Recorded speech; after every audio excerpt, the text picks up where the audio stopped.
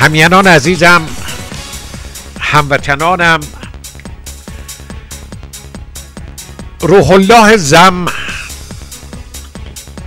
یک خود تبعیدی، یک جوان هنرمندی که از ایران ناگزیر به مهاجرت به خارج از کشور شده، روی خط تلفنی ماست. ویژگی این جوان آزاده در این است که زاده یک پدر روحانی است، روحانی بلند پایه‌ای که در نظام جمهوری اسلامی از همون بدایت کار فعالیت‌های گوناگون داشته، به ویژه در حیطه هنر سینما و مطبوعات. و گرچه ایشون یعنی پدر آقای روح الله زم از تقریبا همون سالهای نخست انقلاب آنچنان کارنامه‌ای داشته که حاکمیت ایشون رو تقریبا طرد کرده، اما معزالک این مانع از اختلاف نظر پدر و پسر در ارتباط با مسائل بنیادین در حکومت مذهبی نشده و آقای روح الله زم به راه دیگری رفت و سرانجام از زندان جمهوری اسلامی سر در آورد و ناگزیر به ترک وطن شد. اگر اشتباه نکنم 3 بار با آقای روح الله زم ما گفتگو داشتیم و این 4مین بار گفتگوی من با ایشونه. آقای زم، درست میگم این 4مین جلسه است که ما با هم گفتگو میکنیم؟ من سلام عرض میکنم خدمت شما و شنوندگان محترم برنامه‌تون. من فکر میکنم که این 5مین بار هست که ما با هم گفتگو میکنیم. درسته. ریاضیات بنده نه، ولی حافظه بنده کاملا. ریاضیاتتون خیلی خوبه، اما اینکه نشون میده که یه ذره سرتون شلوغه. بله آشفته است، سر بنده آشفته است. بله آقای روح الله زم، عرض کنم که نمیخواد شما به بسیاری از سوالات من میتونید پاسخ ندید، یعنی مصلحتتون اگر ایجاب کرد میتونید بگید که این سوال رو نادیده میگیرم، یا پاسخش برای بعد چیزی مثل این و من هیچ اصراری ندارم که حتما سوالات منو پاسخ بدید. اونهایی که صلاح زندگی شماست اونها رو پاسخ بدید. ببینم این گفتگوهاتون با بنده و با رادیو صدای مردم آیا بر مشکلات شما یا خانواده شما در مملکت تأثیری گذاشته یا خیر؟ من دوست نداشتم که مستقیم اشاره بشه. خیلی خوب، گذاشتم، من سوال نمی کنم، اصلا ندیده میگه. بله من همینا رو میگم. من خوشم میاد که شما بلافاصله یک اشاره‌ای بکنید، من از خیر سوال میگذرم. رسید من مصلحتی ندارم شخصا که به خیلی از سوالات پاسخ بدم، اما خب من میفهمم کاملا درک میکنم. عرض کنم که در جریان جنبش مردم در انتخابات، پیش از انتخابات 88، بعد از انتخابات 88، نظام جمهوری اسلامی به گمان این که شما یکی از عوامل و دستاندرکاران برپایی به قول خودشون فتنه بودید، شما رو با حیله و ترفند عرض کنم بازداشت کردن و راهی زندان کردن.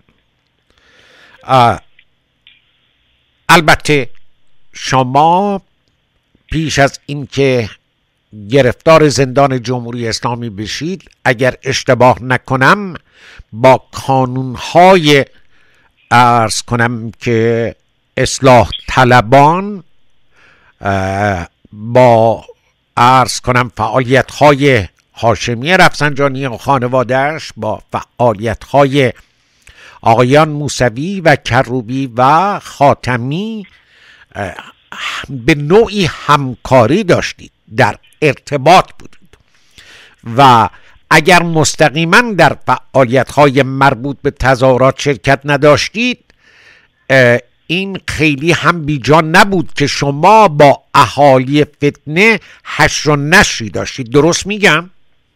بله، افتخار میکنم به این که با اهالی فتنه به زعم افراد بی بصیرت بله همراهی داشتم. البته این اطلاق از طرف افرادی بود که خودشون کمترین بصیرت رو داشتن در امور سیاسی ایران و الان در یک سال اخیر به این نتیجه رسیدند که بی بصیرت بودند و اشتباه کردند و ماها رو بی بصیرت اطلاق کردند و خطاب کردند. بله، من افتخار میکنم که بصیرت داشتم، افتخار میکنم که در جنبش مردم ایران یک ذره کوچیکی بودم و تونستم یه سری کارهایی رو بکنم و هنوزم افتخار میکنم به اینکه هستم و اصلا ناراحت نیستم از اینکه نیستم. شما در طول فعالیت‌های کاریتون، حرفه‌ایتون، شغلیتون به خانواده رفسنجانی نزدیک بودید، یعنی باهاشون کار میکردید. حالا به میزان نزدیکیش کاری ندارم، شناختی از اینا دارید.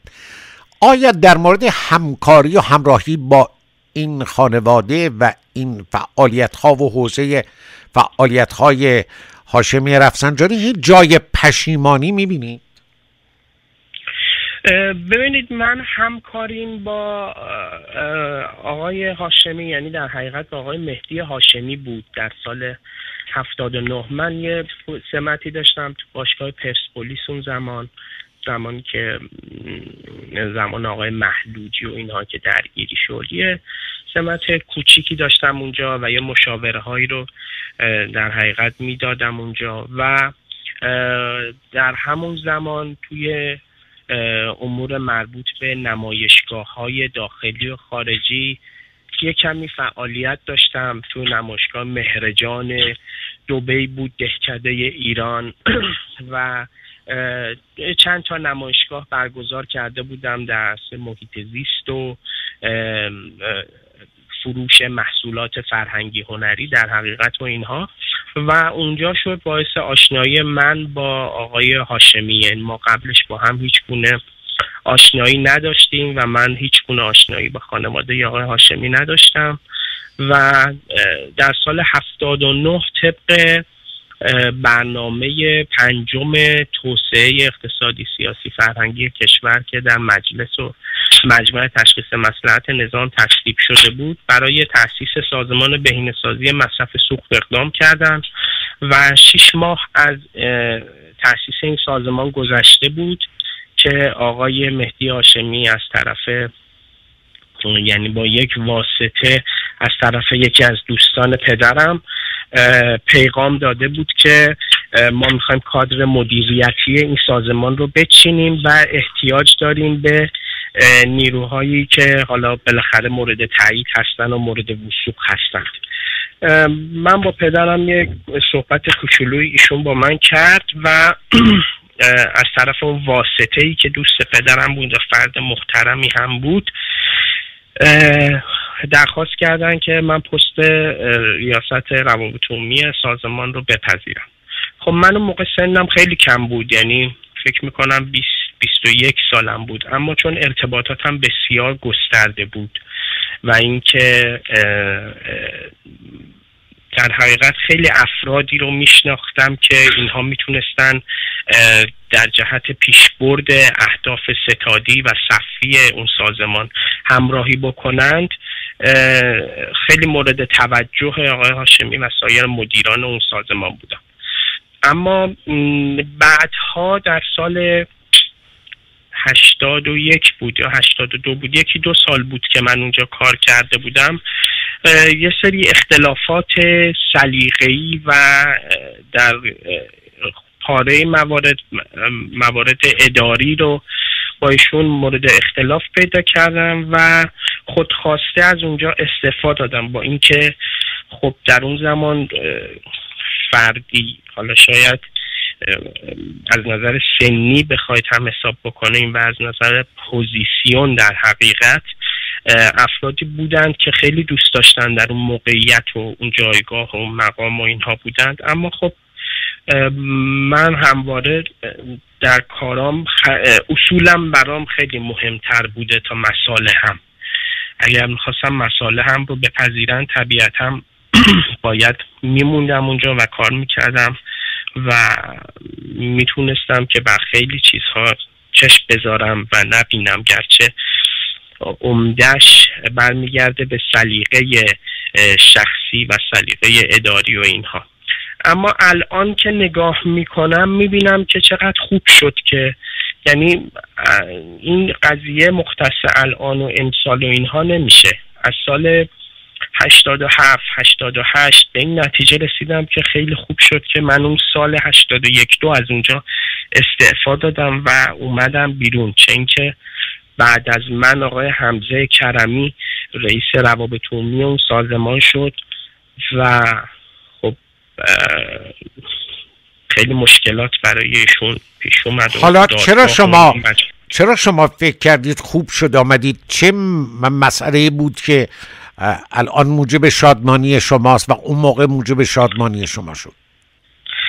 ببینید طبیعتاً انسان وقتی توی شرایطی قرار میگیره که حول و حوش خودش رو تشخیص نمیده، شما وقتی توی یک موضعی هستین، توی یک جایگاهی هستین که درگیرشین و صبح تا شب وقتتون رو میگیره، فکرتون رو مشغول میکنه، طبیعتا نمیتونید به حواشی جایگاه خودتون بپردازین. اون زمان من یادم مثلا آقای احمد ناطق نوری رئیس کمیسیون انرژی مجلس بود، ایشون رفته بود پیش آقای زنگنه که وزیر نفت بود و گفته بود شما گندشو در آوردید، شما شورشو در آوردید، اصلا این چه وضعیتی ساختار مدیریتی اون سازمان، مثلا یه جوون 20 ساله 21 ساله رو مثلا گذاشتید رئیس روابط عمومی اونجا، در صورتی که من اونجا مثلا روزهایی بود که 18 ساعت 19 ساعت کار میکردم و اصلا انقدر کارمون گسترده و انقدر کارمون پیچیده بود و ساختار سیاست گذاری و اجرای برنامه‌مون انقدر گسترده بود که من اونجا تقریبا 8 تا مشاور داشتم. یعنی از مشاورانی که داشتم به فرض شما فکر کنید آقای بهروز افخمی که خب کارگردان معروفی هستیشون، روز قبلش ایشون توی مجلس مثلا فوش میداد به خانواده هاشمی، فرداش میومد یه طبقه پایینتر از اونجا و میشست تو دفتر من مشاوره میداد راجع به کارهایی که باید انجام بدیم. خب ایشون با آقای مهدی هاشمی خب ارتباطی نداشت، اما خب به واسطه این که من میشناختمش ایشون رو و ازش درخواست کرده بودم که بیاد اونجا و این کارا رو به خاطر من انجام بده و اینا میومد. یا آقای نیکاهنگ کوثر، یا آقای نصرت کریمی که فیلم محلل رو ساخته بود، یا آقای پور احمد، بالاخره افرادی بودن که می اومدن اونجا و کار میکردن. اما با گذشت زمان هرچی آدم فاصله میگیره از این شرایط و هرچی که دورتر میشه از شرایطی که داشته میبینه که خیلی بوده که آدم تو اون زمان کات کرده، تو اون زمان بریده و الان آدم میبینه که خب درگیر خیلی از مسائل نشده و اسمش پای یعنی امضاش اسمش پای خیلی از مسائل نیست و در حقیقت نمیتونن بگن که فلانی شریک فلانی بوده و این خیرای اون قضایا. حالا همین من دارم پرسش هم کنجکاوی اینه که اون مسائل چی بوده در اون تشکیلات؟ اولا بهینه سوخت یعنی چی؟ این کار این سازمان چی بوده؟ ببینید یه تحقیقی کردن، البته خود من هم این تحقیق رو توش بیشتر وارد شدم و بیشتر انجام دادم. این بود که در سال 79 به این نتیجه رسید کل کشور، ساختار سیاست گذاری کشور، ساختار مدیریتی کشور به این نتیجه رسید که مصرف سوختهای فسیلی و پرت سوختهای فسیلی در ایران فوق‌العاده زیاده. من یه تحقیقی خودم تو سال اوایل سال 80 کردم و این رو طی مصاحبه با روزنامه همشهری اعلام کردم که تیتر 1 روزنامه همشهری شد که ما یعنی ایران در سال 79 در مجموع سال 79 20 میلیارد دلار مصرف انرژی و پرت انرژی داشته.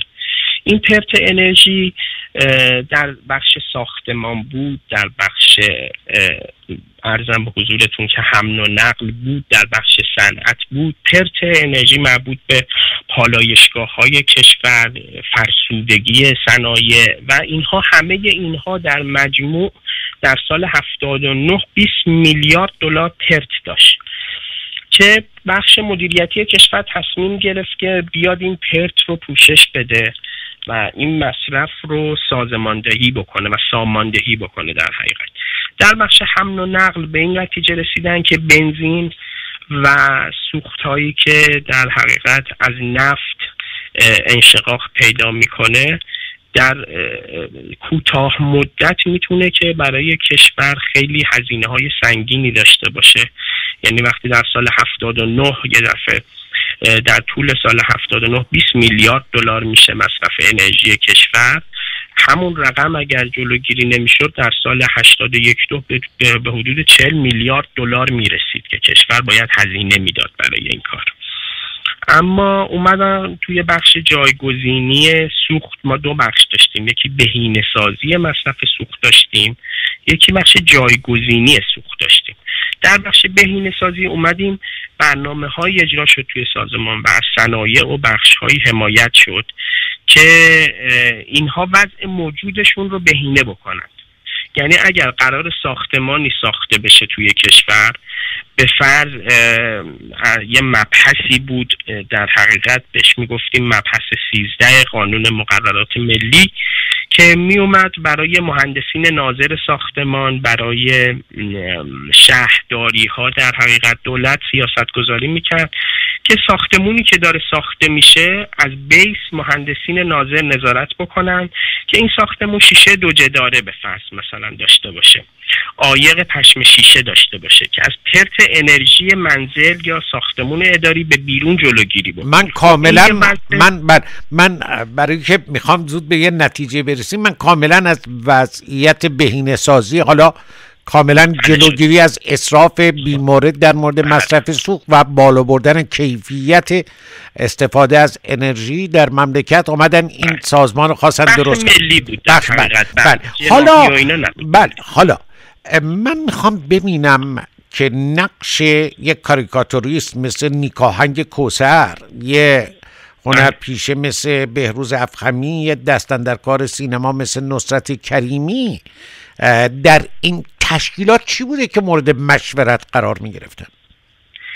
ببینید، ما یه باکسی در تعریف کرده بودیم در بخش زیر مجموعه من به اسم باکس سیاست گذاری تبلیغ و ترویج. تمام کارهایی که توی معاونت‌های مختلف اون سازمان انجام میشد در حقیقت باید از طریق بخش من نمود خارجی پیدا میکرد. یعنی اگر قرار بود که تو بخش جایگزینی یا بخش فرهنگ سازی در حقیقت ما بخوایم کار بکنیم، بیایم کتاب واسه کودکان بدیم به فرض، یعنی از بیس پایه بیایم درست بکنیم، بیایم فیلم بسازیم، بیایم نمایشگاه فرهنگی بذاریم، بیایم به فرض 10 تا کاری دیگه بکنیم. میدونید اینجاست که اون نمود خارجیش پیدا میشه که مشاوران خوب در حقیقت میتونن پروژه‌های مختلف. من حالا نقش شما رو هم فهمیدم، شما مسئول روابط عمومی این تشکیلات شدید که بازتاب بدید و برنامه‌های آموزشیشو تدوین و اجرا بکنید. بعد شما اظهار شادمانی میکنید که خوب شد کنارگیری کردم و امروز شادمانه تر هستید. چرا؟ چون به نظر میرسه که این فقط یک عنوان بوده و یک فرصتی برای باز هم سوء استفاده های گسترده مالی و عرض کنم یک محملی برای باج دادن به این و اون، حقوق دادن، عرض کنم به وجود آوردن یک جنگ اقتصادی. آیا غیر از اینه؟ بله غیر از اینه. ببینید، من نمیخوام، یعنی منظورم به طور مستقیم این چیزایی نبود که شما بیان کردید. یه سری اختلافات بین من و آقای هاشمی تو برنامه ریزی های بلند مدت سازمان بود. یعنی اینکه خب من به عنوان رئیس روابط عمومی خیلی فشار روم بود از بی برنامه بودن در حقیقت. یعنی اینکه ما مثلا، من مصداقی خدمتتون عرض کنم که شب میخوابیدیم و صبح مثلا بلند می شدیم می‌دیدیم که باید مثلا تا 2 روز دیگه 5000 متر نمایشگاه برای مسئولین نظام برپا کنیم که برای این 5000 متر باید با 10 تا ارگان هماهنگی می‌کردیم. خب این فشار زیادی رو به بخش خب من میخوام ببینم که این گرفتاری‌ها و نارسایی‌های اداری چگونه میتونه مسئله‌ای باشه که شما ابراز خوشحالی میکنید به خاطر اینکه در این جهت همکاری نکردید یا دلایل دیگری داره؟ ببینید 2-3 تا بخش عمده داشت. یکیش این بود، یعنی بی برنامگی در حقیقت مدیران اونجا بود که یه ذره با روحیه من سازگار نبود. درسته. دومین مسئله یه ذره بحثای به زعم خودمون اگه بخوام بگیم خال زنک بازی و زیراب زدن و نمیدونم این چیزایی بودش که خب خیلی تاثیر داشت. توی ایران معمولا اینجوریه تو ساختار اداری، یعنی یک عبارتی، یک اطلاقی مطرحه و وجود داره، این که میگن هر کسی بیشتر کار بکنه زودتر ضربه میخوره. یعنی این که کسی موفقه که کار نکنه و بشینه و بالاخره دچار روزمرگی و اینها بشه و حقوقشو بگیره و این با روحیه من سازگار نبود. یعنی روزهایی بود که من مثلا 1-2 ساعت فقط میخوابیدم، یا در عرض 6 ماه دقیقا یادم یک همایش بین المللی داشتم و تو این 6 ماه من در مجموع بخواید حساب بکنیم 2 ماهشو خوابیدم و همش در حال یعنی در حال برنامه‌ریزی برای برگزار کردن اون برنامه. دومین موردش این بود. سومین موردش من توی اون زمان زیاد متوجه نمی شدم، اما بعدها بالاخره یه سری حرف‌هایی شد توی دادگاه و اینها، چون زمان ما واقعا اینجوری نبود.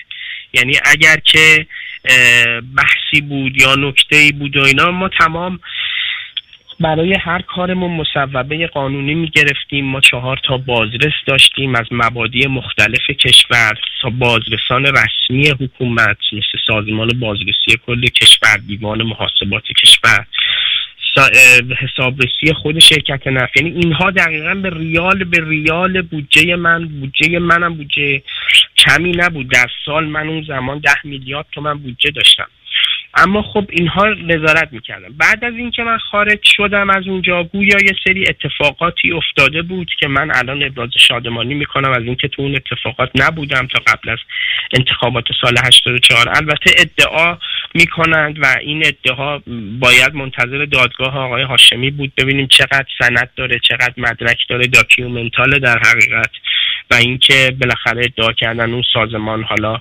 منبع تأمین مالی یه قسمتی از ستاد آقای هاشمی بوده، یه قسمتی از بودجه های انتخاباتی. اینها همه در حد ادعا بوده و تو اون بحبوحه هیجان و دادگاه و اینها من میدونم که حمزه کرمی تحت فشار روحی و جسمی زیادی بوده. همونطوری که گفت یه سال بعد از اون دادگاه هم نامه داد و گفت سر من رو توی توالت فرنگی میکردن و میگفتن این اعتراف رو بده. خب منم اونجا کم تحت فشار نبودم. یعنی اگر شما مونده بودید این رفتار با شما شده بود؟ من اگر مونده بودم چه بسا بدتر از این رفتار شده بود. و اینکه جای شکرش باقیه اینکه خب یه قسمتش برمیگرده به همین قضیه. یعنی اگر من اونجا جای حمزه کرمی بودم، خب حمزه کرمی با اختلاف و دعوا و اینها اومد جایگزین من شد. یعنی در حقیقت ایشون زیرا به منو زد است. ایشون فرماندار شهر یعنی شهرستان ورامین بود در سالهای دولت سازندگی و بعد اومد توی معاونت سیاسی ریاست جمهوری و اونجا مشاور بود و بعد اومد خب ایشون زیراب منو زد و اومد شد رئیس روابط عمومی اونجا. منم خدا رو شکر کردم که ایشون، البته اون زمان خیلی ناراحت بودم، اما خب بعدش دیگه به این نتیجه رسیدم که استعفا بدم و بیام و یه مدت هم تقریبا 6 ماه آقای هاشمی نذاشت من از اونجا برم و مشاور عالی فرهنگی ایشون بودم و بعد به این نتیجه رسیدم که بود و نبودم اونجا زیاد مهم نیست و الکی دارم پول بیت المال رو هدر میدم، یه حقوقی اینها دارم به من میدن که حالا من وایسم در هفته مثلا 2 ساعت 3 ساعت مشاوره بدم بهشون. به این نتیجه رسیدم نباشم بهتره که بخوام. آقای زم عرض کنم که شما امروز چون فاصله گرفتید از اون رژیم، یعنی هرچه فاصله شما از اون رژیم بیشتر شد، بیشتر در میابید که پشت تمام این تشریفات اداری، این تشکیلات، این نهادهایی که ریز و دروش با عناوین گوناگون در جمهوری اسلامی به وجود آوردند، در حقیقت یک چیز در جریانه و اون فساد مطلق، ایجاد فرصت و بهانه برای کسب ثروت. در حقیقت هیچ کس در عمق نگران بهینه‌سازی سوخت نبوده، هیچ کس در عمق و در نهایت نگران مثلا پاک کردن هوای آلوده شهرهای ایرانه، هیچ کس نگران بهداشت مردم. در رژیم جمهوری اسلامی از آغاز شکلی تا به حال نه حسن نیتی بوده، نه نیت خیری بوده، هر چه بوده به دست آوردن قدرت و سهم از این سفره گسترده امکانات مملکت بوده و از جوانهای جویای نام و احیانا پاک نهاد حتی که عاشق خدمت بودند، من جمله خود شما، چه سوء استفاده ها و چه بهره ها بردن. امروز در این فاصله، البته این به صورت مطلق نیست، من میگم این به صورت مطلقه. ببینید آقای زم، کلی ممکنه آقای زم، نه آقای زم، ببینید مشکل من و شما هنوز الان اینه، من منتظرم شما زمان بیشتری بهتون بگذره، یعنی شما فرصت تفکر خواهید داشت، فرصت بازنگری خواهید داشت.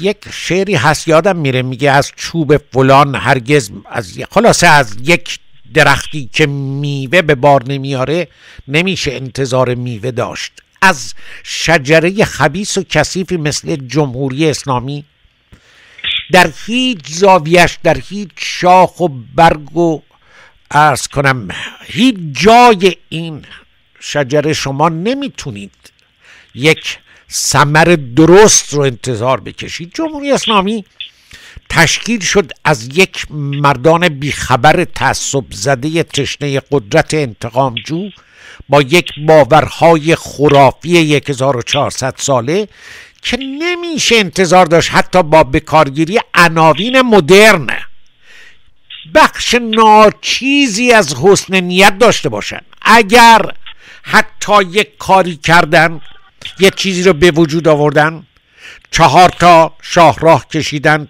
پلی به وجود آوردن، حتی بیمارستانی دایر کردن، هرگز نمیتونست پشت این یه نیت خیر به سود ملت ایران باشه. ما که نیت خیر داشتیم آقای. بله من اتفاقا بله به صورت عموم میکنیم، نه یعنی این که خب نه من اتفاقا تذکر دادم.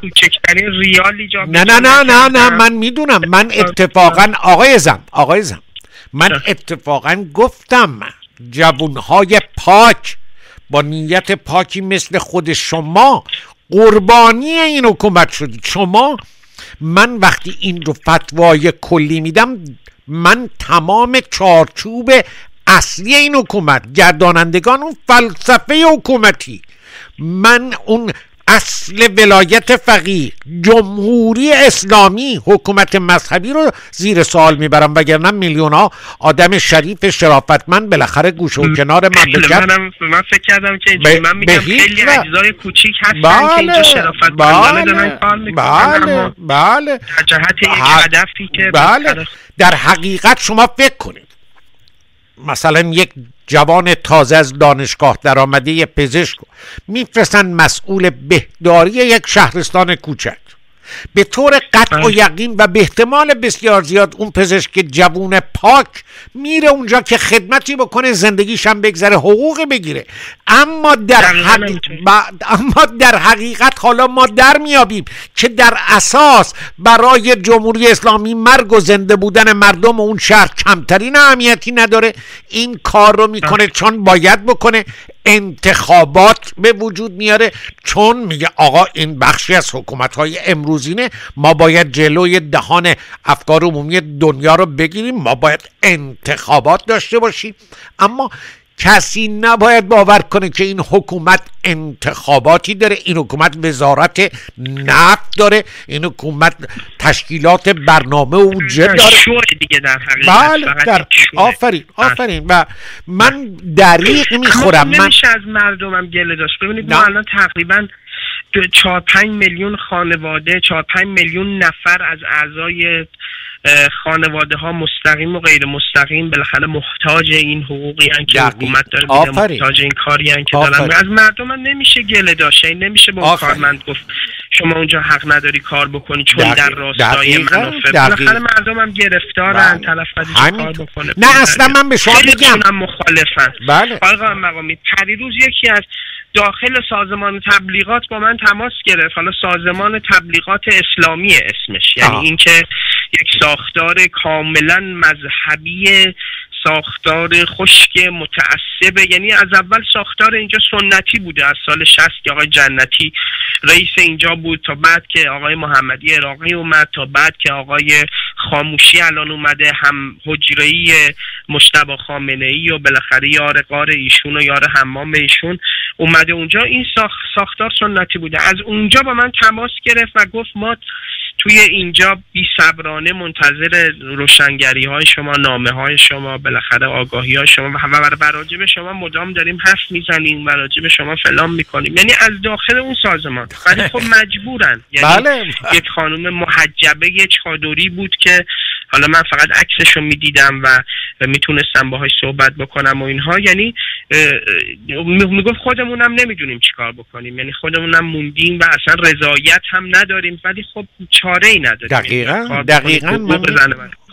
دقیقاً اصلا حالا بجز حقوق زن و بچه بسیاری ها کار میکنن، خدمت میکنن، چون این کارشون، تخصصشون، یک افسر با شرف مثلا توپخانه در جمهوری اسلامی در ارتش هست و داره خدمت میکنه، حتی ممکنه یک فرمانده با شرف در سپاه پاسداران باشه، چه بسیاری از اونا که تا به حال تیرباران شدن، اعدام شدن، سربنیز شدن، بازنشسته شدن. توی وزارت اطلاعات آقای قائم مقامی، یعنی تو سال 88 خیلی از افراد شریف توی وزارت اطلاعات که مخالف سیاست سرکوب و مشت آهنین و اون الرعب بالنصر و النصر بالرعب و اینها بین سیاست بودند و اینها خیلی هاشون تحت فشار قرار گرفتن. تو سپاه خیلی ها رو گرفتن و برکنار کردن، بازنشستگی اجباری بهشون دادن، حکم زندان بهشون دادن و خیلی ها تصفیه شدن از داخل سیستم حکومتی. بله، همونجوری که میفرمایید کاملا درسته. یعنی در حقیقت من میدونم که مثلا خود شما 20 سالت بوده، شما در 20 سالگی رفتی و این سمت مهم و کلیدی رو در یک سازمان نوبنیاد دیدی، به شما دادن، شما چه کوششی کردید، اما در اون موقع شما غافل بودی و حق هم داشتی. با کدوم تجربه؟ ببینید من موقع یه دیدگاهی داشتم آقای قائم مقامی، میگفتم بالاخره هر کسی اگه کاری از دستش برمیاد یه گوشه کشور رو اگه بتونه بگیره و بتونه خالصانه بخواد تلاش بکنه و کوشش بکنه، شاید خیلی از مشکلات کشور حل بشه و شاید خیلی از نقاط ضعف و کمبود کشور بتونه جبران بشه. اما بعدها توی سیستم اداری، چون من مهمترین یعنی کار اداری که خیلی درگیرش بودم و اینکه واقعا محک جدی خوردم، یعنی خودم رو محک زدم در حقیقت توی اون سازمان بود که بعدها به این نتیجه رسیدم واقعا یعنی واقعا آدم یک لحظه از عمرش، یک ساعت از عمرش واقعا به این نمیارزه که بخواد برای دولت، بخواد برای یک سیستم حکومتی ناسپاس، بخواد برای یک سیستم فساد زده بخواد کار بکنه و اینکه اصلا آدم ارزش نداره که بخواد عمرش رو توی این سیستم بخواد بگذرونه و بخواد به خاطر 2100 شی حالا بخواد خیلی کارا رو بخواد بکنه و بخواد شرافتش رو زیر سوال ببره. به همین دلیل شما الان در خارج از کشور هستید. من میدونم شما چه ارتباطات گسترده داشتید و این من شرایط زندگیم تو ایران خیلی خوب بود، یعنی اینکه تو این 4-5 سال آخر که بعد از انتخابات 84 یعنی سال 86 87 یه مغازه‌ای زدم و خیلی خوبم کاسبی میکردم، در می آوردم، یعنی 2000 تومان از دست مردم پول میگرفتم و خودم هم وای میسادم اتفاقا اونجا، یعنی شاگرد داشتم اونجا، خودم هم وای میسادم و وضع زندگیم هم خیلی خوب بود. این اواخر اومدم به من یک پیشنهاد غیر شرافتمندانه داد سپاه در حقیقت، یعنی پیشنهادی که من تا حالا راجع بهش حرف نزدم و انشالله حالا سر فرصت حرف خواهم زد. یه پیشنهادی داد که برای من تقریبا ماهی 4-5 میلیون تومان در حقیقت بخواید حساب بکنید تو سال 88-89 درآمد داشت، ولی منوط بر این بود که من بخوام بیام اطلاعات افرادی رو از یه قشری که دوستان صمیمیم بودن بذارم در اختیار اطلاعات سپاه. و خب اگر من واقعا میخواستم این کارو بکنم که خب راحت وای میسادم کارمو میکردم، ولی واقعا خدا شاهده الان اینجا هم که اصلا بعد از 2 سال دربدری و این ور اون ور شدن و این کشور اون کشور رفتن، دوستانم لطف کردن و من رو آوردن فرانسه و الان اینجا من و خانومم و دخترم داریم توی یه اتاق 15 متری زندگی میکنیم. یعنی همه فکر میکنن حالا فلانی اومد فرانسه و حالا مثلا چی شد و چی نشد، در صورت که آدم اگه میخواست توی ایران باشه و تن به خیلی از مسائل بده، زندگی خیلی خوبی هم داشت، مثل خیلی از آقایونی که الان موندن و چشمشون رو خیلی از مسائل بستن و دارن سر سفره ملت هم دارن میخورن و انگشتشون هم تو چشم ملت فرو میکنن. میفهم. من حالا یه ذره باز میام جلوتر، بعد اگر انشالله فرصت گفتگو داشته باشیم به گذشته میریم و سری میزنیم و شما تجربیاتتون رو بگیدین. تجربیات شما خیلی با ارزش. مثلا شما در جلسه پیشین جزئیاتی در مورد نحوه تقلب در انتخابات در جمهوری اسلامی رو بیان کردید. خیلی برای من و برای شنوندگانمون جالب بود که وقتی میگیم تقلب در انتخابات در جمهوری اسلامی، این تقلب چگونه، مکانیزمش چیه؟ این آگاهی‌های شما خیلی ارزنده است و من خوشحال میشم که در فرصت‌های گوناگون این مکانیزم‌ها رو شما که تشریح کنید هموطنانمون چه در داخل به خصوص در داخل پی میبرند که قضایا چیه. من حالا میخوام اشاره کنم به این که شما به خامنه‌ای نامه نوشتید. نامه یا نامه هایی؟ پرسش من اول اینه، شما یک نامه سرگشاده نوشتید یا نامه های سرگشاده؟ من 8 تا نامه تا الان نوشتم و الان دارم نامه 9م رو آماده میکنم تو مبحث انتخابات آزاد. چقدر جالب. در اولین نامتون خطاب به خامنه‌ای چه گفتید؟ خواهش میکنم. من قبل از اینکه بخوام وارد این مقوله بشم، این که احساس میکنم این مصاحبه ها با شما بسیار تاثیرگذار بوده و من خودم نمیدونم بازخورد این مصاحبه ها از سوی مردم چقدر بوده، از سوی شنوندگان چطور بوده. اما امروز یه مطلبی رو خوندم توی سایت کلمه که جنبش دانشجویی یعنی همراهان دانشجویی جنبش سبز قصد دارن 30 تا سوال رو مطرح بکنن تا قبل از انتخابات و ابهامات انتخابات رو بررسی بکنن و امروز دیدم که برای اولین بار از سال 84 به بعد گویا از مصاحبه من بوده یا گویا دوستان حالا اسنادی داشتن که الان صلاح دونستن منتشر بکنن، عین عبارتی که من توی مصاحبه 2 هفته پیش شما مطرح کردم که در سال 84 هم تقلب شده بود و مهندسی آرا شده بود و 8 میلیون رای جابجا شده بود، عین همون عبارت بود توی اون بیانیه و توی اون نامه آورده بودن. یعنی خودم همین 1 ساعت پیش نگاه کردم و احساس کردم که خیلی تاثیرگذار این حرف‌ها و این کد دادن‌ها خیلی تاثیرگذار میتونه. و به شما اطمینان خاطر میدم که منم در تماس گسترده‌ای که با همیهنانم و به ویژه شنوندگان رادیو صدای مردم دارم، چون میدونید که مصاحبه‌های شما بلافاصله روی فیسبوک من قرار میگیره، از طریق فیسبوک و فضای مجازی هم پخش میشه، ولی شنوندگانمونم با من در تماس روزانه هستن و این مصاحبه ها رو خیلی با ارزش میدونن و خیلی براشون جالبه. اینو خواستم به شما اطمینان خاطر بدم. بله شما لطف دارین شنوندگان. من وارد مقولات بحث این نامه ها بشم. این که من توی نامه اولی که با آقای خامنه‌ای نوشتم، ببینید من تو سال 90 بود در حقیقت که از کشور خارج شدم، یعنی حکم من 2 سال معطل بود، معطل یک پروژه همکاری با اطلاعات سپاه.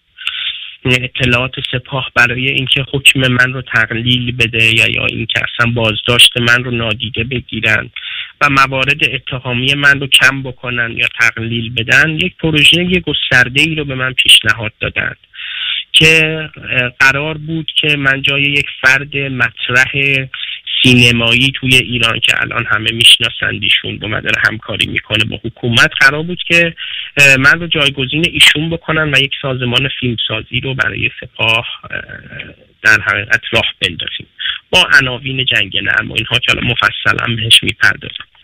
بعد از اینکه من قبول نکردم و این اتفاق نیفتاد و کل پروژه رو گرفتم، در حقیقت یعنی یافته ذهنی آقایون رو گرفتم و احساس کردم که سریعا باید از کشور خارج بشم. همزمان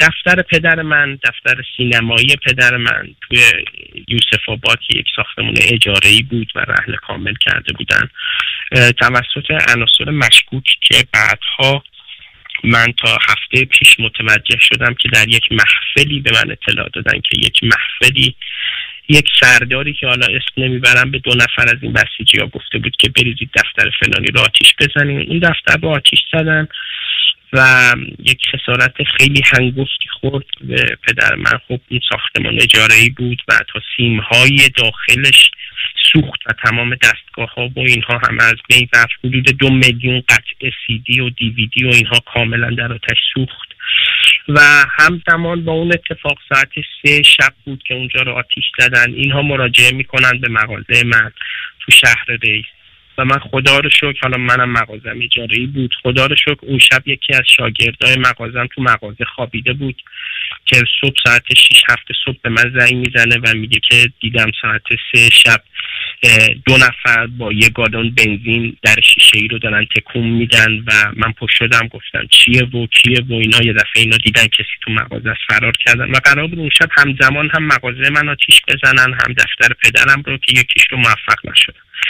دیگه به اینجاها که رسیدم متوجه شدم که یعنی پالس های غیر مستقیم بود که یه ذره شامه من خطر رو اینها رو زود تشخیص میده و سریع شرایط رو جمع‌بندی میکنم و تحلیل میکنم و اینها سریعا ظرف 2 هفته تمام کارهای گرفتن پاسپورت مجدد و اینها انجام شد با واسطه هایی که داشتم، آشناهایی که داشتم، چون ممنوع خروج بودم و نمیتونستم از کشور خارج بشم. تمام رو با ارتباطات خاصی که داشتم انجام دادم و از کشور خارج شدم که بعد 3 ماه بعد آقایون متوجه شدن که اصلا من چجوری شد که از کشور خارج شد و هنوز نمیدونن که من چجوری خارج شدم از کشور. جز 1-2 نفر هیچ کس اطلاع نداره که من چطور از کشور خارج شدم. اما اینکه یه جایی رسید که به این نتیجه رسیدم که باید بگم، یعنی ناگفتنی ها رو باید بگم. من اون زمانی که از زندان آزاد شدم پدرم یه سری مطالب رو اینها رو یعنی خانواده مطالب و اینها رو پرینت کرده بودن و به هم داده بودن و به ناحق به من اتهاماتی زده بودند که بازداشت من رو توجیه بکنند، اینکه فلانی به فرض 7 قبض سلاح داشته و الانم قابل سرچ توی گوگل سرچ بکنید متوجه میشید، نارنجک داشته، مواد مخدر داشته، دیگه کم مونده بود بگن توپ و تانک داشته. این مطالب رو گذاشتم. من قصد داشتم که شکایت بکنم از اینها، اما خب اون زمان چون گوشتم زیر دندون اینها بود و اینها به این نتیجه رسیدم که این کار رو نکنم و مسکوت بذارم. منتظر یه فرصتی بودم که یه سری ناگفته ها با اینها رو بیان بکنم تا اینکه سال گذشته با آقای نوریزاد از یه طریقی ارتباط گرفتم و از ایشون خواستم که زمانی بود که ایشون بحث 10 تا از علما رو مطرح کرده بود از مراجع رو که اینها وارد بشند و مکاتبه بکنن با آقای خامنه‌ای که شاید آقای خامنه‌ای حرف اینها رو گوش بکنه و بخواد سری اصلاحاتی رو انجام بده قبل از اینکه دیر شده و اونها اجابت نکرده بودن و من به ایشون مطرح کردم، یعنی پیشنهاد دادم به ایشون که شما بیاید از نسل 3 انقلاب، نسل 4 انقلاب درخواست بکنید که این مکاتبات رو با رهبری شروع بکنن. اما مهمترین وجهی که این مکاتبات داشت، ببینید ماها میدونیم که آقای خامنه‌ای، ما شما و بقیه همه میدونند که آقای خامنه‌ای این مکاتبات رو کمترین وقعی بهش نمیدن. یعنی اینکه ایشون کمترین توجهی نمیکنه، کار خودش رو میکنه. مهمترین چیزی که توی این مکاتبات مد نظر من بود، یعنی شخصا مد نظر من بود، این بود که ما تا سال گذشته کسی جرأت نمی‌کرد با آقای خامنه‌ای مکاتبه و فلان و اینها داشته باشه.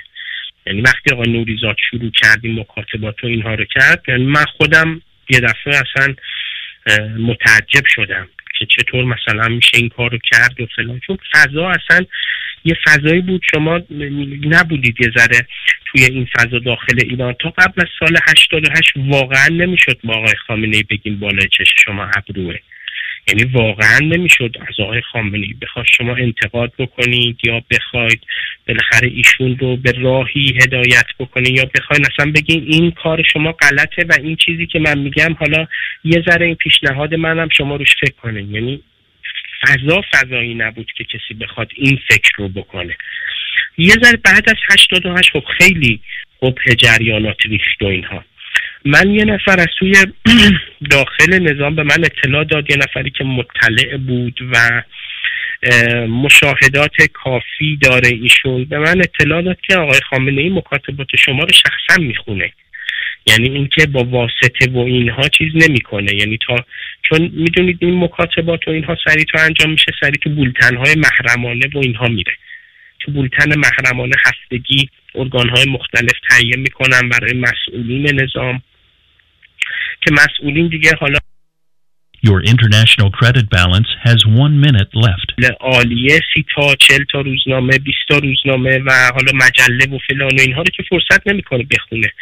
اینها رو با دیدگاه‌های خاصی که دارن جهت‌دهی میکنن، یعنی در حقیقت یه سانسور اطلاعاتی خودشون هم انجام میدن و اینها رو سانسور شده میفرستن برای مقامات عالی کشور، قوای سگانه و رهبری و اینها، رئیس مجمع تشخیص مصلحت که حالا بالاخره آقای هاشمی خودش تو ریز جزئیات هست و مطالب و اینها رو خودشون مستقیم میخونه، اما آقای خامنه‌ای و اینها جزئیات رو تو بولتن ها میخونن. این مکاتبات توی بولتن ها میاد و اینکه مینویسن که فلانی چی رو گفت و چی رو نگفت و مثلا این مکاتبات رو کرد و اینها. من نامه اولم رو در حقیقت نامه معرفی خودم قرار دادم و اینکه اصلا چون من تا سال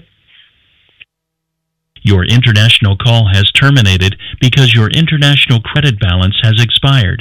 To continue saving money on each and every international call, please log into your account at my.magicjack.com to purchase additional international prepaid service. That was my.magicjack.com. Thank you.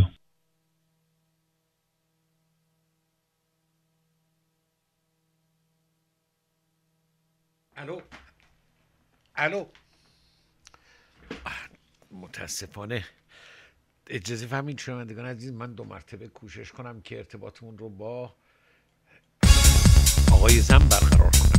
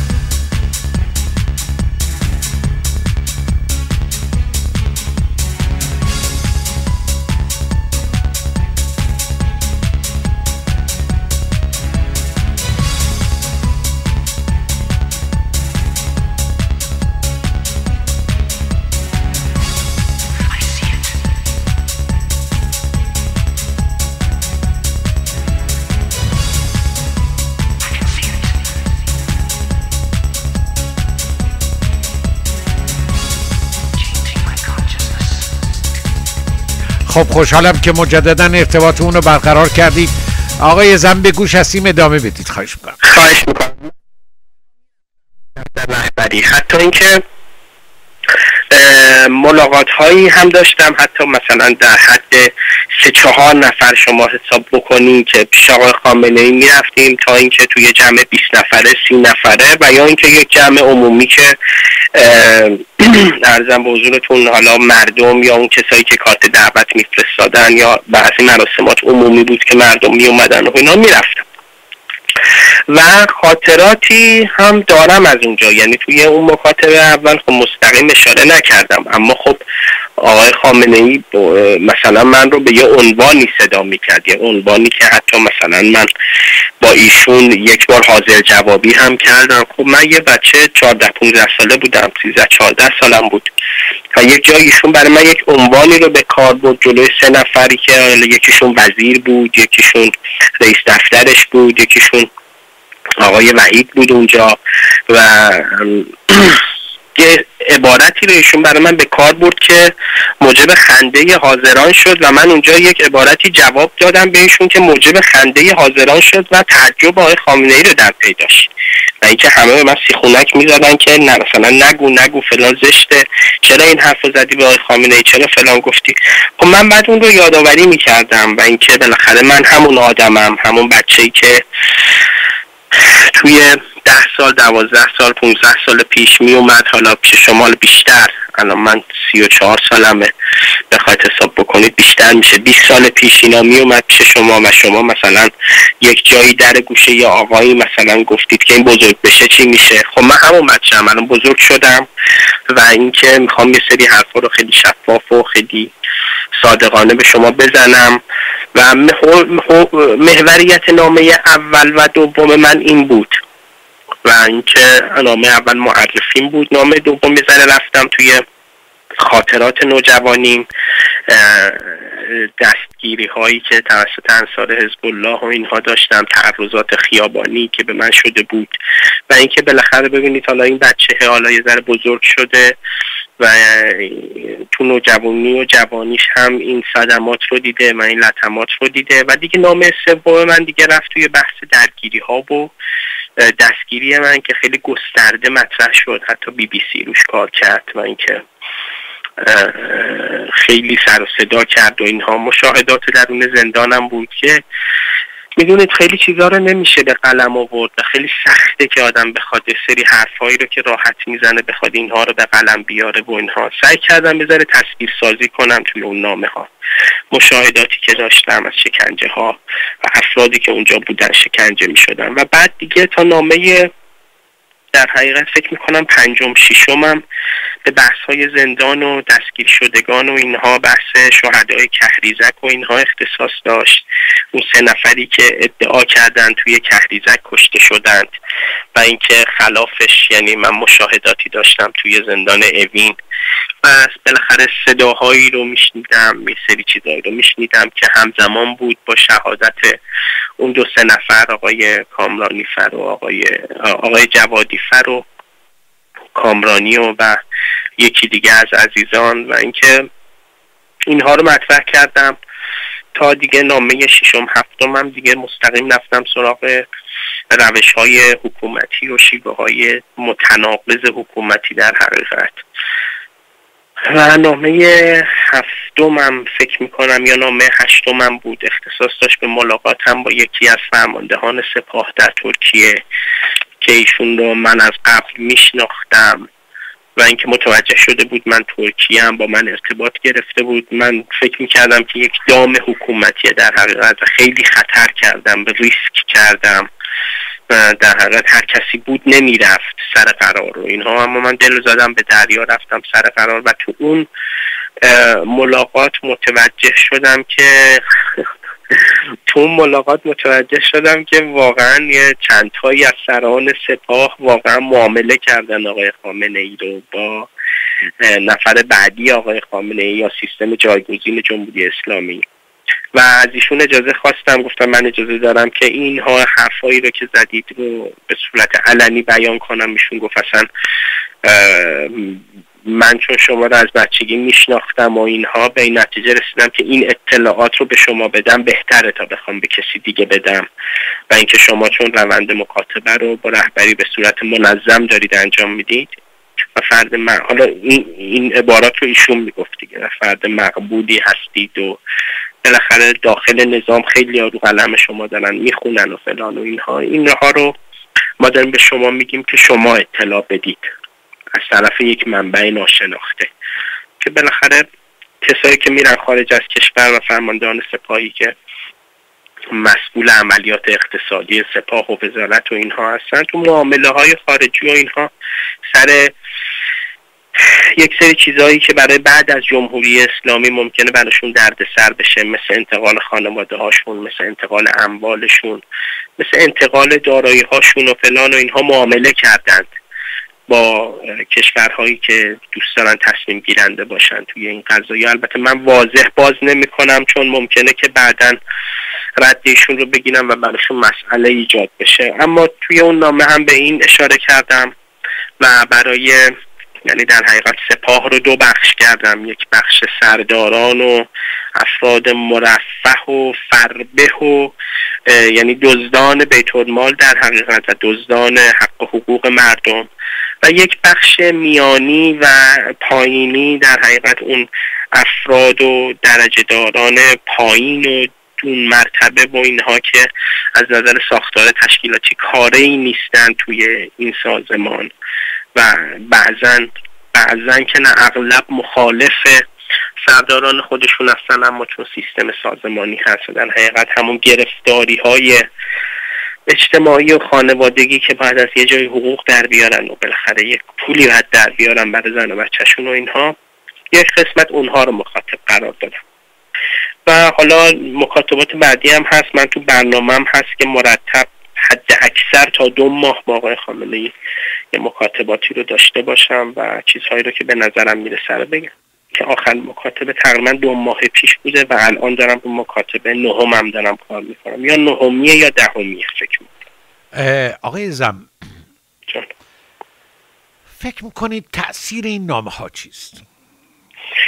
ببینید داشتم عرض میکردم خدمتون، تأثیر این نامه ها این که ما میدونیم که این نامه ها روی شخص آقای خامنه ای ممکنه تاثیرگذار نباشه، یعنی ما هم اگر من و شما و خیلی از دوستان دیگه خودمون رو بذاریم جای ایشون و ببینیم که قدرت مطلق رو داریم و یک سازمان و تشکیلاتی رو درست کردیم که بله قربانگوی ما هست و قدرت مطلق رو داره کاملا به ما میده و یک سیستم نظامی و امنیتی سرکوبگر، طبیعتا به این چیزها و به این مکاتبات و اینها طبیعتا وقعی قرار نیست که بدن، یعنی قرار نیستش که توجهی بکنن به این مکاتبه، کار خودشونو میکنن و راه خودشونو میکنن. اما ما 2 هدف داریم، یعنی در حقیقت 3 هدف داریم. من برای خودم 3 هدف رو فرض کردم. اولین هدف این هست که ماها هر کدوم طبق وظیفه انسانیمون، وظیفه اخلاقیمون، وظیفه عرفیمون، وظیفه دینیمون، وظیفه انسانیمون، ماها هر کدوم یه وظایفی داریم که باید در زمانی که داریم زندگی میکنیم و در زمانی که حیات داریم در این دنیا باید سعی کنیم به وظایفمون عمل بکنیم. یعنی این اولین هدف من هست که این یک وظیفه که من دارم انجام میدم نسبت به خودم و نسبت به جامعه‌ام. این یک. دومین هدفم در حقیقت این هست که ما باید با آقای خامنه‌ای یادآوری بکنیم که ایشون طبق یک مانیفست جمعی که 30 سال پیش 40 سال پیش، گرچه مانیفست ممکنه الان به این نتیجه برسیم که یک مانیفست عقب افتاده است، گرچه به این نتیجه برسیم که یک مانیفستیه که باید اصلاح بشه، اما طبق یک مانیفست ایشون شده رهبر و طبق همون مانیفست ایشون پاسخگوه و طبق همون مانیفست ایشون مقام الهی نداره و طبق همون مانیفست ایشون آدم کشته، طبق همون مانیفست ایشون افراد بیگناهی رو انداخته زندان و مستقیما تمام اینها به نظر خودش انجام شده. یعنی این که بگیم ایشون رهبره و اون بالا نشسته و نه اطلاع نداره و این جزئیات و افراد کوچیک و سازمان‌های خودسر دارن این کارا رو میکنن، نه، اینها همه حرفای کشکه و اصلا گولزنکه. ایشون خودش مستقیم همه کارها هست و ریز و درشت مملکت زیر نظر ایشون داره اداره میشه، زیر نظر ایشون باید سازمانده میشه و ایشون باید بدون مقام الهی نیست.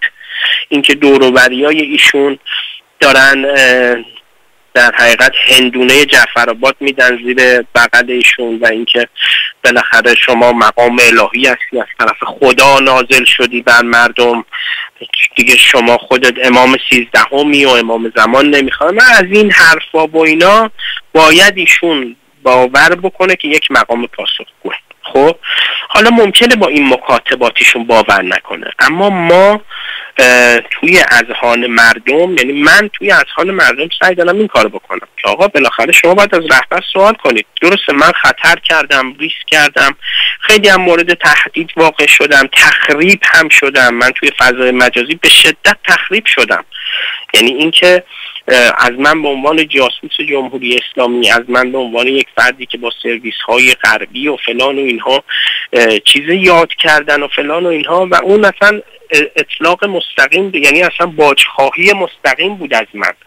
یعنی از من خواستن که روند مکاتباتم رو متوقف بکنم وگرنه من تخریب میکنند و من گفتم تخریب بکنید. من وظیفم این کار رو انجام میدم. یعنی توی از یک کانالی به من گفتن اولین خواسته ما این هست که شما روند مکاتباتتون رو متوقف بکنید، مثل که گویا خیلی براشون ضرر داشته این مکاتبات و فلان و اینها که غیر مستقیم وارد شدن و گفتن اگر این کار نکنی تخریبش میکنید. گفتم بکنید. یعنی اگر قرار بر این باشه که من اگه بخوام باج بدم و اینکه بخوام از اصولم بگذرم ولو اینکه به قیمت تخریبم تمام بشه، من این کارو نمیکنم. بس سومین هدف عمده من این هست که مطالبات مردم رو باید شناخت، مطالبات مردم رو باید مدام به جلوی چشم مردم آورد. یعنی باید بگیم که آقا به فرض مردمی که براشون معماست که چطور یک شبه 30 تا مجسمه تو تهران گم میشه، خب اینو کسی جرئت نمیکنه بگه. خب یعنی میگنم کسی تو ایران جرئت نمیکنه. کسایی که خارج از کشور هستند به نظر من مسئولیت روشنگریشون بسیار بیشتر از افرادیه که داخل کشور هستن. افرادی که داخل کشور هستن ممکنه بعضا تحت فشار باشن برای یک شیر کردن مطلب، به فرض توی فیسبوک یا فلان کامنت. من دیدم یکی از این دوستانی که مسئول سایت باستاب هست، آقای فؤاد صادقیه، به خاطر یه پستی که ایشون گذاشته و یک آدمی که اومده زیر این پست به فرض به رهبری توهین کرده یک کامنتی گذاشته، به خاطر کامنت یه بابای دیگه احضار شده به دادگاه. ببینید روند فشار تو ایران اینقدر هست و این دوستان خب طبیعتا نمیتونن فعالیت کنن، طبیعتا نمیتونن خیلی کارا رو بکنن. ماها وظیفه خیلی سنگین تری داریم، پس فردا باید پاسخگو باشیم. نه به کسی، ممکنه کسی واقعا به صورت مستقیم هم از ما پاسخ نخواد، گرچه خیلی ها به این فکر میفتن که شما که خارج از کشورید حالا مثلا باید خیلی حرفا رو بزنید و اینها، اما خیلی ها هم گله میکنن، میگن شما واقعا اگه مبارز بودین میموندین توی ایران. خب به نظر من، یعنی من باید بگم به فرض مثلا یک روح الله زم مرده با یک روح الله زم زنده، خب من اگه گوشه زندان بودم به فرض، خب الان 15 سال برای من حبس بریدن. یعنی اینکه بعد از سال 90 برای من 15 تا مورد اتهامی به من زدن که توی اون 15 تا مورد اتهامی 15 سال حبس برای من بریدن. یعنی قاضی حداقل رو برید، حد اکثرش میشد 30 سال. خب 15 سال حبس، مثلا آقای تاجزاده به فرض الان 6 سال حبس داره، آقای به فرض آقای نبوی 6 سال حبس داره، دوستانی که اون توان همه اکثرا 6 سال حبسن. خب 15 سال حبس چیز کمی نیست. یعنی من بعد از سن 34 سالگیم تو زندان بودم تا سن 49 سالگیم. خب نه صدام در می اومد، نه میتونستم از خودم اطلاع بدم بیرون، نه میتونستم حرفم رو بزنم، نه همش تحت فشار مدام بودم. خب این آدم بیشتر ارزش داشت برای جامعه یا یک آدمی که بتونه بالاخره با هر خطر و ریسکی بود از کشور خارج بشه و خودش رو حفظ بکنه و در دامن جریانات مختلف نیفته و بتونه حرف مردم رو بزنه. کدومش ارزشمنده؟ یک مبارزه، حالا من اسم خودم رو نمیذارم مبارز، یک عنصر اینطوری یا یک عنصر اونطوری گوشه زندان، که حالا نمیدونم اما با چه استدلالایی این حرفا رو میزنن. اما اینکه من 3 تا هدف رو در حقیقت داشتم که عرض کردم خدمتتون، ولو اینکه فرضم رو از اول بر این گذاشتم که آقای خامنه‌ای هیچ کدوم از مکاتبات من رو نخونه و اصلا خب ساده لوحی ایشون بخواد جواب بده و خیلی ها فکر میکنن که این روند مکاتبات کاملا یک چیز فرمالیته است و یک چیز بیخودیه و یعنی یک کار اضافه است و اینها. اما واقعا من به این رسیدم که این خیلی تاثیرگذار بوده از طرف خانواده‌های شهیدان جنگ، شهیدانی که حالا بالاخره توی قضایای بعد از جنگ بالاخره کشته شدن و اینها، مخصوصا حالا شهدای دفاع مقدس ما میگیم، افرادی که خیلی معروفند و اینکه اونها به من اطلاع دادند که این روند مکاتبات شما بسیار جالب توجهه و خیلی تاثیر داره توی ارکان نظام، توی خانواده های شهدا، توی مردم، توی فلان و این رو دنبال کنید، اصلا متوقف نکنید. ببینید پالس هایی از ایران میاد، خبرهایی از ایران میرسه، چون من دائما با ایران در تماسم، خبرهایی میرسه که خب منو تشویق میکنه به اینکه اگر نخوام این کار رو بکنم پس فردا برای وجدان خودم، برای همه اینها مسئولم که نخوام کاری رو بکنم. در حقیقت نه ادعای شهرتی دارم، نه ادعای مکنت و مال و منال و ثروتی و اینها دارم، با اینکه با تمام اینها من یه دونه از مکاتبات رو که میزنم در حقیقت تا 1 ماه بعد پس لرزه هاش برمیگرده به سوی خودم، یعنی اینکه موج تخریب، موج حرفای مبنی بر وابستگی من به حکومت، موج اینها همه بالاخره اینها کسی دوست نداره که چیز بشه، یعنی وابسته بشه به این جریانات و به این خال زنک بازی ها با اینها. اما خب اینها واقعیته، یعنی اینکه من همیشه میگم کسی رو تخریب میکنه حکومت که بدونه که به ضررش داره یه حرفی رو میزنه. اگه قرار باشه من به فرض من رو وابسته بکنن به حکومت و فلان، اینو نشون میده که کارم تاثیرگذار بوده، پس اون کار رو چرا انجام ندم؟ انجام میدم. عرض کنم من واقعا برای شما آرزوی موفقیت میکنم. ببینید به خاطر این همه تماسی که شما دارید با این افراد، با این سرکردگان، شما آگاهی ها و دانشی دارید که کمتر جوانهای مملکتمون بویژه در داخل از خارج از کشور که بسیاری از ما از این جزئیات بیخبر هستیم. ولی میدونید من با خودم چه فکر میکنم؟ من به هزاران جوان همسن و سال شما، حالا یک نسل جوانتر یک نسل مسنتر میاندیشم که الان در جایی قرار دارند که شما احیانا 10 سال پیش، 5 سال پیش عرض کنم که در جریان انتخابات گذشته پیش از اون قرار داشتید و امروز نیاز دارند بدونن در مملکت چه میگذره.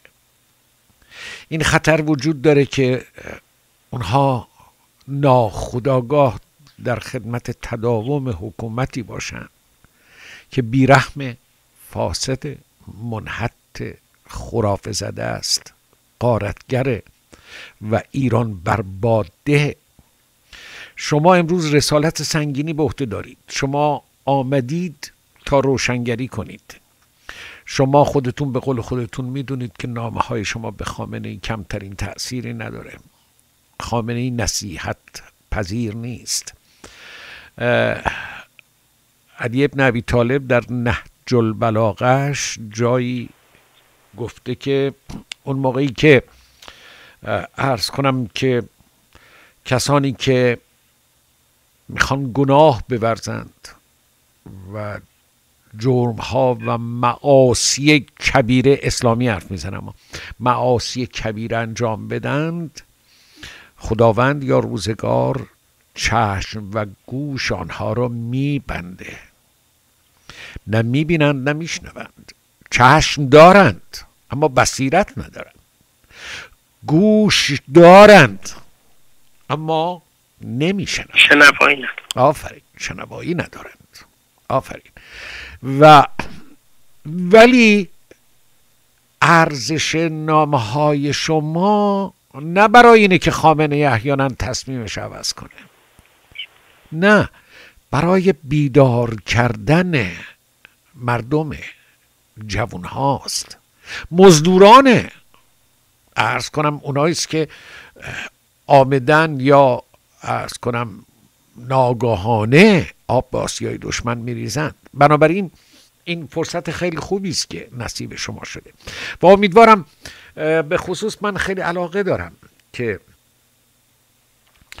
اگر گفتگوی بعدی داشته باشیم که حالا با هم مذاکره میکنیم، شما در ارتباط با احتمالات پیش روی جمهوری اسلامی بیشتر با هم میهنان صحبت کنید. از دیدگاه های شما میخوام در مورد الان موقعیت کنونی جمهوری اسلامی، موقعیت خامنه‌ای مطلع بشم، اوضاع رو، استاتوس کو رو تشریح بکنید و بعد بگید که آینده رو چگونه میبینید و بعد توصیه‌تون رو به مردم و جوان‌ها بشنویم. اینها مسائلی است که انشالله اگر فرصتی دست داد با جناب عالی در میون خواهم گذاشت. به هر حال من سپاسگزارم. من میدونم که انتهای برنامه‌تون هست، اما اینکه واقعا باید من، شما و بقیه کسانی که دستی بر آتش داشتن یا اطلاع دارند، اینها باید بدونن که و ما خودمون باید بدونیم که پایه های حکومت ایران بر پایه جهل و خرافه برپا شده و مهمترین چیزی که میتونه این پایه ها رو بلرزونه و میتونه که راه رو برای دموکراسی و آزادی ایران باز بکنه و رأی مردم رو بتونه حاکم بکنه و سرنوشت خودشون آگاه سازی جامعه است. یعنی ما اگر بتونیم که روی یک نقطه تمرکز کنیم و اون نقطه آگاه سازی جامعه باشه و کارامون رو بتونیم بر مبنای آگاه سازی قشر جوان، آگاه سازی افرادی که الان توی حکومت هستن و توی سیستم هستن، اگر بتونیم که روی این متمرکز بشیم، به نظرم اقدام خیلی مهمی کردیم. چون یه قطره آب وقتی روی یک سنگ تمرکز میکنه و در طول مدتی وقتی چکه میکنه سنگ رو سوراخ میکنه و دیگه ما با آگاهی بخشیمون بعید میدونم که نتونیم موفق باشیم. رسالت ما هم همینه، یعنی الان همه فعالین رسالتشون باید این باشه در خارج از کشور که بتونن اون آگاهی هایی رو بدن به جامعه که جامعه محتاج شنیدنش هست و که افرادی در داخل نمیتونن بنا به دلایلی، بنا به ملاحظات این آگاهی ها رو به مردم بدن. مهمترین رسالت افرادی که در خارج از کشور هستن آگاه سازی مردم داخل هم. من ممنون شما هستم جناب زم عزیز و براتون آرزوی موفقیت دارم و امیدوارم که این گفتگوی بنده با جناب عالی ادامه پیدا بکنه. سپاسگزارم. خواهش میکنم. منم ممنونم از شما، از حوصله شنوندگانتونم متشکرم. خدا نگهدار شما. خدا. خواهش میکنم. خدا نگهدار.